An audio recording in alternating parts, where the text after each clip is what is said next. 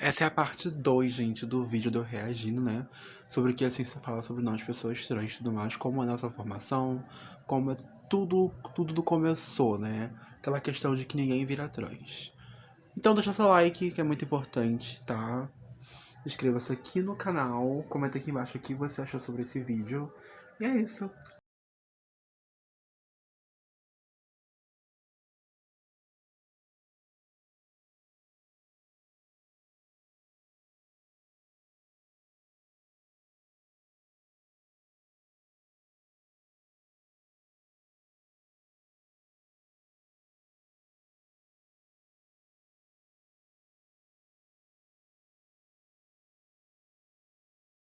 Ter estudado bastante para isso, mas eu não acredito que nosso sexo biológico, né, mulheres trans e homens trans, sejam mulheres trans sejam o nosso sexo biológico, seja masculino, né?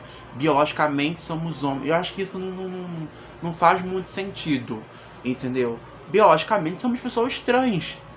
Nascemos dessa forma. Não sei se ao correr do vídeo ele vai falar sobre isso, mas é o que eu consigo entender. Eu não consigo me falar que biologicamente nascemos assim e só o cérebro. Não.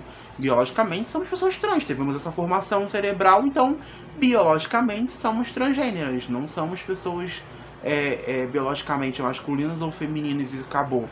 E aí só o cérebro que teve essa questão da formação. Apenas pensassem que são de outro gênero. É como se seu cérebro estivesse preso num corpo com o qual ele não condiz. Por exemplo, o cérebro de um homem no corpo de uma mulher e vice-versa. No entanto, apesar de todos esses achados, ainda não é possível fazer uma ressonância magnética funcional ou qualquer outro tipo de exame sofisticado para diagnosticar alguém como trans. Inclusive, esses achados se referem à média. Não está falando de psicodiagnóstico. É claro que seria muito mais simples se a ciência pudesse detectar tudo isso de forma objetiva, escaneando o cérebro de alguém, identificando, essa pessoa é do gênero masculino, ou do gênero feminino, enfim. Ocorre que o ser humano é um ser complexo. Ele é um ser biopsicossocial. Gente, imagina uma criança nascendo e um médico identificando pelo cérebro quem ela vai ser. Seria muito legal, sabe? Evitaria muitas coisas, muitos constrangimentos, muitos problemas familiares. Imagina, durante ali que a mãe tá fazendo o pré-natal e vai lá fazer a ultrassom. E aí o médico fala, olha, genitália tal, mas o cérebro tal. Cara, evitaria muito estresse. Nossa, como evitaria? E aí, de fato, as pessoas não teriam que se assumir, não teriam que contar. Essa coisa... Gente, você imagina, agora vocês conseguem pensar, tipo assim, nossa, a gente passa por tanta coisa, tem que se assumir. Você tem que contar para as pessoas o que de fato você pensa, que é uma coisa que você não escolhe pensar. Você nasceu desse jeito. Então, assim, é sobre isso. Isso evitaria muita coisa.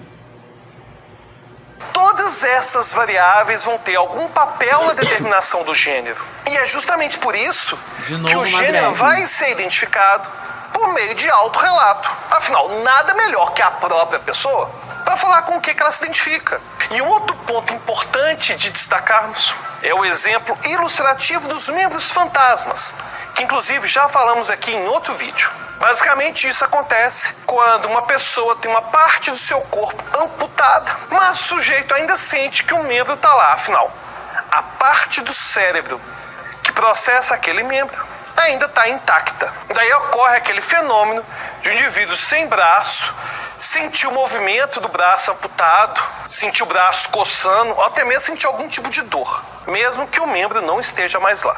Essa sensação do membro fantasma pode acontecer com qualquer parte do corpo. E acontece até mesmo com homens que tiveram que amputar o pênis devido a alguma doença, como o câncer. No entanto, esse fenômeno do membro fantasma parece ser menos frequente em transexuais que passaram por uma cirurgia de redesignação sexual. Ou seja, apesar de a sensação de um pênis como um membro fantasma ser relativamente comum em casos de homens cis que tiveram que amputar o pênis, parece que esse fenômeno é menos frequente em indivíduos transgêneros que nasceram biologicamente como homens, mas... Gente, lógico, nem todas, né, mulheres trans querem fazer cirurgia de resignação. Eu não quero, me sinto bem assim do que eu estou, não sem uma necessidade de ter uma vagina. Mas faz sentido sim que a mulher trans, depois dela ter operado, ela sentia a necessidade dela querer operar. Obviamente é como se ela tivesse encaixado no lugar que ela tanto queria.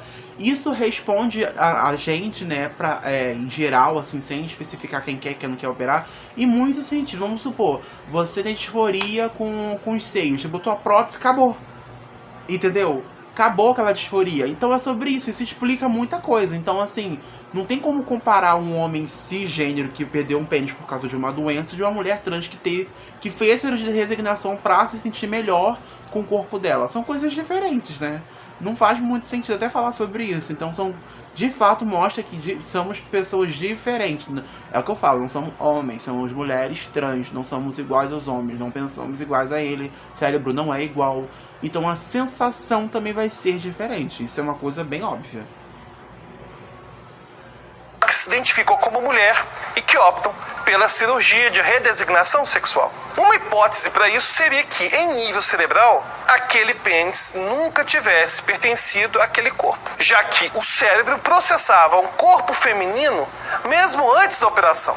Lógico, gente, tem casos de pessoas trans que querem até amputar sozinhos, né? Que vai em qualquer pessoa pra tirar, faz uma cirurgia de resignação com açougueiro, né? Como chamam. Então, assim, já vi relatos de crianças trans pegar tesoura e querer cortar. A disforia é isso, entendeu? Aliás, alguns homens trans, isso é, pessoas que nasceram com sexo feminino, mas que se identificam como sendo homens, possuem dores relativas a um pênis que muitas vezes não existe. Talvez a ausência ou presença de dores fantasmas ou de sensações fantasmas possam indicar uma possível incompatibilidade entre a imagem corporal específica de gênero do cérebro e o gênero somático externo. Bom, devido a essas diferenças e a distorções que circulam por aí, muita gente se pergunta se transexualidade seria um transtorno mental. A quinta edição do Manual Diagnóstico e Estatístico de Transtornos Mentais, o DSM-5, reconhece sim a transexualidade como um transtorno. É a chamada disforia de gênero. Esse transtorno seria identificado como um forte sofrimento emocional causado pela percepção de incompatibilidade entre o sexo biológico do nascimento e a sua identidade de gênero. Veja que o DSM não identifica a transexualidade em si como uma doença, mas sim a ansiedade e a angústia que são causadas pela sensação de estar num corpo ao qual a pessoa não pertence. E como você pode imaginar, a necessidade de existir esse diagnóstico não é um consenso. Alguns profissionais e pesquisadores afirmam que o transtorno de disforia de gênero seria uma forma de transformar em patologia a identidade de gênero trans. E que o sofrimento que a pessoa sente é resultado do meio no qual ela está inserida e que a impede de expressar a sua verdadeira identidade de gênero. Ou seja, nesse caso, bastaria que as pessoas em volta dela aceitassem como ela é e que ela realizasse uma transição se julgasse necessário. E assim, o sofrimento acabaria. Por outro lado, outros pesquisadores defendem que o diagnóstico é necessário, pois a angústia nasce da própria sensação de incongruência. Afinal, a pessoa sofre por sentir que está num corpo que não é o seu. Esses autores também argumentam que o diagnóstico de disforia de gênero permite um cuidado mais direcionado, como aconselhamento, terapia hormonal, procedimentos médicos e o apoio social. Inclusive, é justamente o entendimento da disforia de gênero como transtorno que permite que a cirurgia de redesignação seja realizada pela rede de saúde pública, que ela seja feita pelo SUS. Em média, na rede privada, um procedimento cirúrgico como esse pode custar mais de R$40 mil. A remoção da disforia de gênero do DSM pode sim ser um primeiro passo para o sistema público de saúde parar de fazer esse tipo de cirurgia, parar de oferecer o tratamento hormonal. O mais engraçado é que as pessoas ficam falando: nossa, você vai operar? Não, porque tem que operar, como se fosse uma coisa muito simples, né? Fazer cirurgia de resignação sexual e como se todos queressem, né? Sobre a questão de hormonioterapia, gente, isso não é cedido em todos os lugares, não. Aqui no Rio tem um problema enorme para essa questão. Eu não conheço nenhum lugar que fornece hormonioterapia gratuitamente. Você vai lá, pega os seus medicamentos, faz suas sessões lá com o endócrino, com o psicólogo e volta depois de tanto. Não tem. Em São Paulo tem, mas aqui no Rio não tem isso ainda. E tem muitos estados que ainda não tem. Então, assim, o SUS fornece, porém, as políticas públicas desses hospitais, da área da saúde, de fato, não pega esse tipo de verba e investe. Entendeu? Então, assim, no Rio, eu não conheço um ambulatório que fornece terapia hormonal, entendeu? Que você pega seus medicamentos gratuitos, sem precisar pagar, caríssimo, entendeu? E tem atendimento psicológico. Atendimento até acredito que tenha, entendeu? Gratuito. Ou por um preço mais em conta, 20, 10 reais, já vi. Agora, gratuitamente, um lugar que todo mundo sonha, um ambulatório de você, que tem psicólogo, psicanálise, psiquiatra, não sei o que, tudo que precisa ter um atendimento e uma farmácia para você pegar seu medicamento e voltar lá numa próxima data que eles marcam para você voltar e fazer seu tratamento de novo, quem dera, gente, só em São Paulo, se não me engano. E mesmo assim também lá também algumas coisas também não são tão fáceis assim como eu achava também não. Já vi relatos de pessoas falando que tem gente que tá na fila esperando ainda ser chamada para poder ser atendida. Então é bem complicado quando fala nessa questão do que o SUS fornece, né? Gratuito e muito mais. Enfim, apesar de toda a polêmica envolvendo esse diagnóstico, vale lembrar que os manuais de doenças e transtornos estão em constante revisão. E pode ser que nas próximas edições o transtorno de disforia de gênero não esteja mais presente, ou até mesmo esteja alterado. De qualquer forma, muitas pessoas transgênero não experimentam ansiedade ou estresse grave devido à sua identidade de gênero, principalmente se elas têm liberdade de agir de acordo com o gênero com o qual elas se identificam. E é importante ressaltar que essa transição pode ou não passar por cirurgias, tratamentos hormonais ou outras intervenções físicas. Caso a pessoa opte por essas mudanças, os profissionais da saúde geralmente recomendam que ela viva pelo menos 1 ano de acordo com o gênero com o qual ela se identifica. E durante esse período, que ela faça psicoterapia e acompanhamento médico. Embora algumas pessoas acreditem que isso seja uma perda de tempo para indivíduos que estejam em pleno sofrimento, o objetivo de toda essa precaução é eliminar o risco de arrependimento após o processo cirúrgico. Perceba como que tudo que trouxemos até aqui demonstra que o grupo trans não é homogêneo. Na verdade, tratam-se de pessoas muito diversas, assim como em qualquer grupo. Existem aqueles que mantêm em sigilo o fato de serem trans. Existem aqueles que assumiram publicamente que estão vivendo com a identidade de gênero com a qual eles se identificam. E alguns podem variar sua expressão dependendo do local ou do momento em que estão. Alguns podem adotar um gênero ambíguo, não se identificando nem como mulher nem como homem, enquanto outros se identificam ora como um gênero, ora como outro.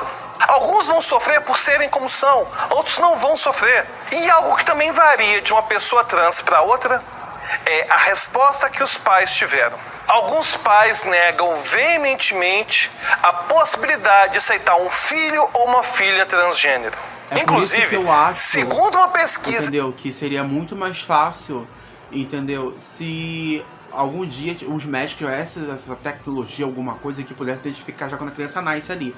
Fazer um exame, uma bateria de exames cerebrais, de neuro, tudo que acharem que for preciso para poder saber quem aquela criança vai ser quando crescer, sabe? Pelo menos a questão da identidade de gênero, gente. Tudo bem que sexualidade é uma coisa que talvez possa, né, ser um pouco complicada, mas a identidade de gênero, eu acho que por eles ter essa diferença entre o cérebro cis e o cérebro trans, acho que eles poderiam fazer uns exames assim, já quando a criança nasceu, ser obrigatório uma criança fazer esse tipo de exame para entregar para os pais. Pelo menos falando que eu tenho uma probabilidade, porque eu acho que um cérebro de uma criança não é igual de uma pessoa adulta, né? Acho que ainda tá em formação, se eu não me engano. Enfim.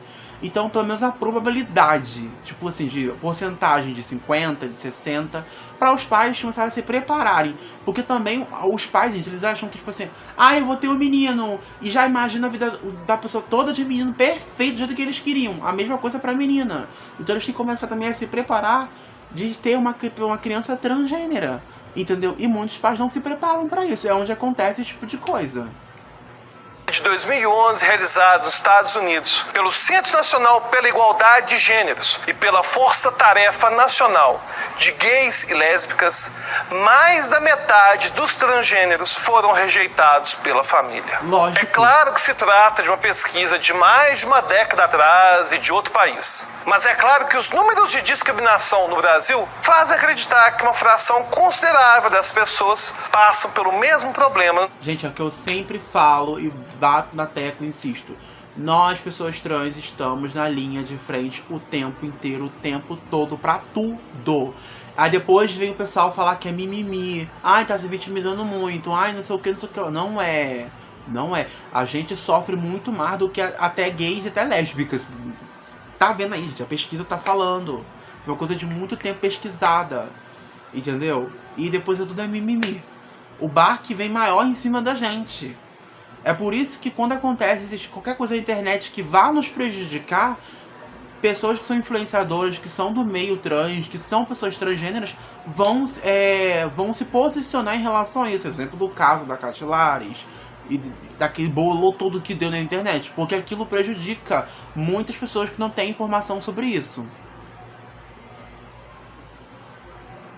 Nosso país. Apesar disso, alguns pais acolhem e querem sim fornecer o melhor ambiente para seus filhos e filhas. Em alguns casos, apenas um dos pais aceita realmente, enquanto o outro se mantém inflexível. Alguns pais procuram médicos, psicólogos e até mesmo líderes religiosos para tentar tratar seus filhos para que eles aceitem seu sexo biológico. Enquanto outros buscam os profissionais da saúde para auxiliar nos aspectos emocionais e nos procedimentos pelos quais os filhos querem passar, de forma a facilitar a transição. Isso não significa que os pais existentes não amem seus filhos. Muitas vezes eles tentam de verdade ajudar o filho trans. O problema é que isso pode ser feito com a visão daquilo que o pai acredita que é uma ajuda. Por exemplo, oferecendo alguma intervenção reparativa para fazer o filho ter uma identidade cis, seja por meio de hormônios, atendimentos psicológicos ou até mesmo intervenção religiosa. Hoje nós sabemos que nenhuma dessas intervenções vai mudar a identidade de gênero de ninguém. Para pensarmos nesses casos de resistência, talvez uma conversa narrada no livro Longe da Árvore seja bem emblemática. Um pai de uma mulher trans tinha dificuldade de se referir à sua filha como alguém do sexo feminino, pois ela nasceu como um menino.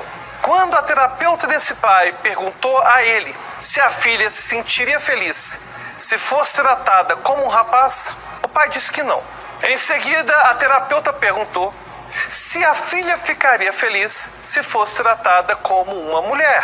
E o pai disse que sim. Foi quando a psicóloga arrematou: o que é mais importante para você do que a felicidade da sua filha? Foi quando o pai começou a chorar por perceber que seus medos e preconcepções tinham feito negar até mesmo a felicidade de alguém que ele amava. Essa, na verdade, deveria sim ser uma pergunta que todos que discriminam essa população deveriam fazer. O que é mais importante do que a felicidade de um ser humano que não está causando problema nenhum para alguém? Né? Portanto, não aceitar que pessoas trans possam fazer alteração de registro civil, ou se casar, adotar criança, enfim. Não aceitar que elas possam exercer direitos civis como qualquer pessoa é uma questão de preconceito social, e isso deve ser combatido, porque a gente vive numa sociedade plural.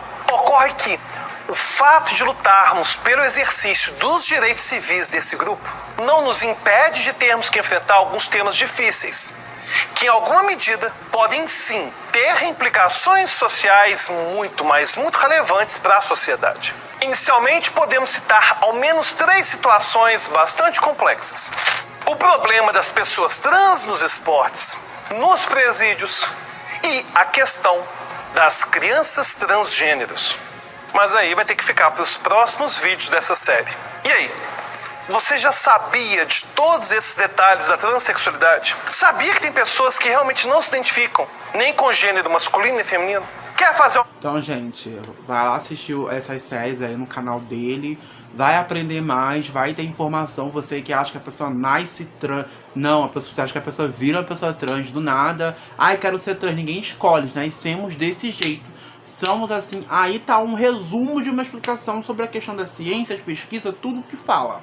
Então, se você quer ter um pouco mais de conhecimento a mais também, ou se você está se descobrindo, quer saber mais detalhado, mais aprofundado sobre isso, para você ter uma conclusão, uma resposta para tudo, vai no canal dessa pessoa, vai maratonar esses vídeos aí que ela tá fazendo aí, entendeu? E é isso, gente. Espero que vocês tenham gostado do vídeo, espero que vocês não tenham entendido. Eu tava louca para trazer esse tipo de vídeo no canal, porque eu acho que aí nitidamente comprova muita coisa a qual as pessoas acreditam que não seja, né, questão religiosas, enfim. Então deixa bastante like, comenta aqui embaixo o que você achou sobre esse vídeo, tá bom? Um beijo, até o próximo vídeo.